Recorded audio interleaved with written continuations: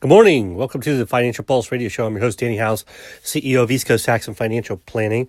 We're going to continue our discussion on life insurance this month. And one thing I want to hone in on in this first segment is just talking about the epidemic of long-term care. And I've talked about this quite a bit, but it should be on the front of everybody's mind, especially if you're getting close to retirement or just retired. Maybe you've been retired for a while.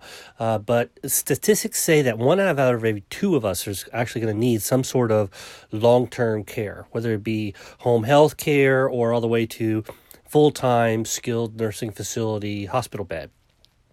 And we're seeing a lot of these type of facilities pop up everywhere. We see a lot of transitional living where people will start off maybe, as with no health care at all, just basically living in a condo, planned unit development, with the idea that if and when we start to need help, there's on-site nurses and caretakers to be able to come into the house and take care of you. And as things get progressively worse, you could go into maybe light long-term care where you're still in your own apartment and so forth, all the way to the fact that they have skilled nursing facilities on site. And the reason why there's such a big demand and these facilities are popping up everywhere is because of the fact of that statistic. 1 out of every 2 of us is actually going to need some sort of care like that, and it's getting more and more. And the reason why is, even if we don't want to live that long, there's medicine and things that keep us alive, and so we are actually in this advancement period of our society where people are just living longer and longer and longer. And with that comes ailments, and we can't necessarily do the things that we normally could for ourselves. And so that's where we stand. And just about everybody's been touched by that. In our own life, we actually were a third of the caretaker for my grandmother that had Alzheimer's. So my aunt and my uncle took turns, and my wife and I took the other third. And so for quite a while, she just kind of bobbed between our houses, and we looked after her, and God bless my wife, she took care of her. And but eventually it got to a point to where we no longer could do it because transferring her from one room to another and things like that, and bathing and all that, just got to be way too much work. And so, and just too much for some of the family to handle. So eventually we had to place her in a home. And it was very expensive. It was very long. They say that the average person goes into a long-term care facility for about 3 years. But that's the average. In our situation, my grandmother lived almost 10 years after she was diagnosed with dementia. And while for a long time we could actually have her live at home, and we were blessed with wives and people were able to take care of her, that's not always the case. And it's not always the case that there's people that are that have enough family members or enough resources for those family members to actually be able to be a caretaker like that. So the costs are staggering. If you look at a full-time skilled nursing facility, it's north of $100,000 a year in many cases nowadays. And Medicaid will flip the bill, but you've got to be broke first. And so the reason why I wanted to talk about life insurance today in that context is because many people don't realize that there are more options than just, traditional long-term care insurance. Traditional long-term care insurance is very expensive, especially if you're older than 60 years old. It's almost cost prohibitive for many people because there's really very few policies, if any, out there now that have cost of living adjustments or protection against premiums going up. So now we have people that come in and they look at their policies and they're like, wow, we've had this policy for 10, 15 years, but the premiums keep going up and up, but we don't know if we could justify continuing the expense. And so it becomes very frustrating with traditional long-term care insurance. Sometimes it's practical, but in many cases it's not. So enter in a whole new kind of breed of insurance, a life insurance policy with long-term care riders, or what they call chronic illness riders. And these are really a godsend for people that are older, still want to transfer the risk of the long-term care costs to an insurance company, but can't afford or can't justify the expense of really ultra expensive traditional long-term care insurance.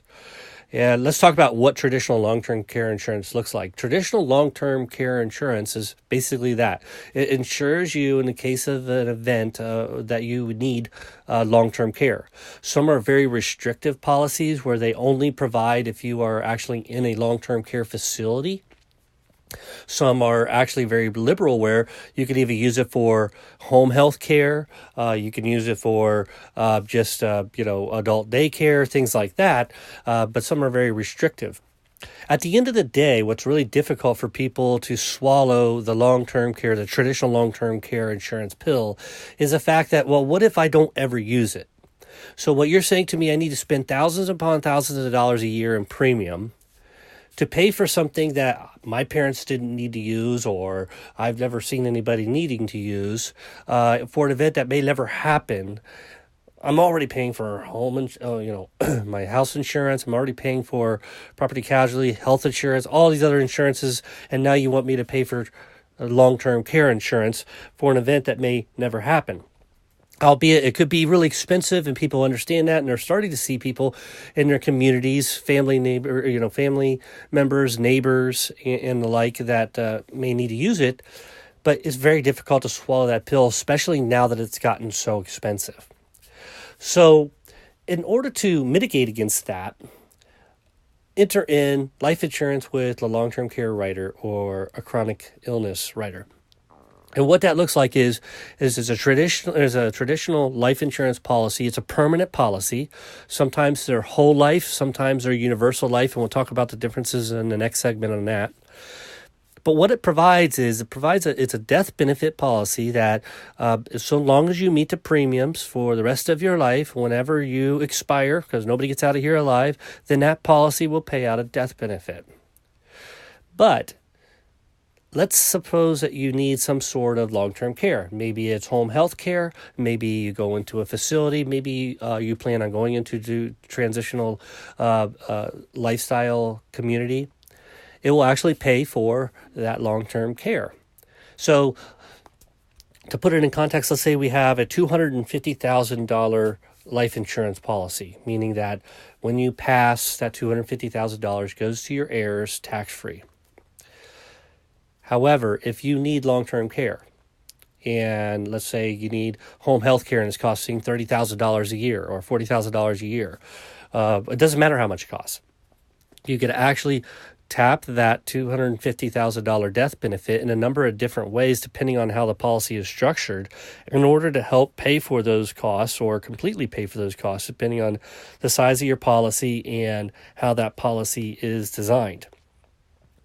So the good and the bad of that is that, yeah, that kind of eats away at the death benefit, so that doesn't go to my estate. However, it does transfer the liability of that long-term care to the insurance company still. But if you don't use the long-term care aspect of it, if you don't need any kind of long-term care help or anything like that, then that $250,000 goes to your estate tax-free and goes to your heirs tax-free. So it's one of those things where even though you're paying those premiums, you're not throwing that money away, you're not flushing it down the toilet, you're actually still investing in your estate by paying those premiums, because the death benefit will still pay out. And keep in mind, long-term care insurance, or this type of insurance I'm talking about, life insurance with a long-term care rider, chronic illness rider, isn't there to protect your health per se. Because like we said, if you're broke, Medicaid will still pay for it. But it's there to protect your wealth.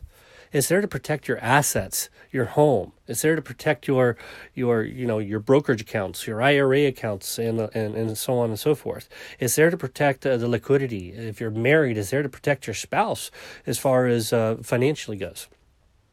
So when we get back, we're going to talk more about this hybrid long-term care life insurance policy. And we're also going to talk about the differentiation of how some of these things work, because it is on the forefront of so many people's minds, or at least in the back of your mind, wondering how we're going to take care of this if and when this would ever happen to us. I'm Danny Howes for the Financial Pulse. We'll be back in just a bit.